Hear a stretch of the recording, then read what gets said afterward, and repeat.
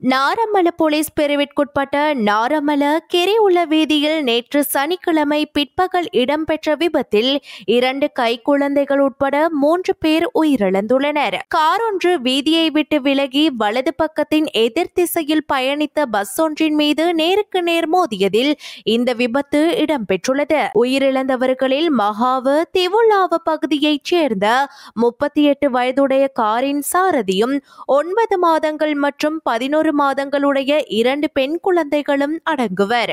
விபத்தில் காயமடைந்த பஸ் சாரதி, நடத்துனர் மற்றும் பயணி ஒருவரும் காயமடைந்து தம்பதனியா வைத்தியசாலையில் சிகிச்சை பெற்று வருகின்றனர்.